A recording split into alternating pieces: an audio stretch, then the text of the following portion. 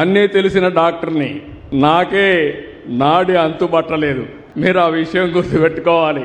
అంటే అన్ని రోగాలతో రాష్ట్రాన్ని ఎక్కడికక్కడ భ్రష్టు పట్టించే పరిస్థితికి వచ్చారు. ఇప్పటికి కూడా మీరు అనుకుంటారు అన్నీ అయిపోతున్నాయని.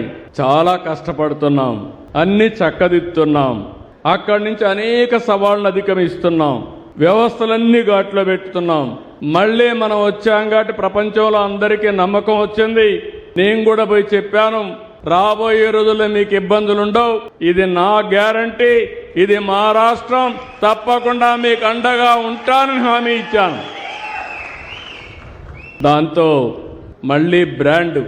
ఒకప్పుడు ఏపీ అంటే చీచీ అనేవాళ్ళు, ఇప్పుడు ఏపీ అంటే భలే భలే అనే పరిస్థితికి వచ్చారు. ఇప్పుడే మీరు చూశారు, రిలయన్స్ మొదలుకొని అందరూ క్యూ కట్టే పరిస్థితికి వచ్చారంటే ఒకప్పుడు ఈజ్ ఆఫ్ డూయింగ్ బిజినెస్ అన్నా ఇప్పుడు స్పీడ్ ఆఫ్ డూయింగ్ బిజినెస్ అని సెప్టెంబర్లో ప్రారంభించిన ఫ్యాక్టరీని ఫిబ్రవరిలో ఇనాగరేషన్ చేస్తున్నారంటే అది ఈ ప్రభుత్వ విధానం అని మరొక్కసారి మీ అందరికీ విజ్ఞప్తి చేస్తున్నా.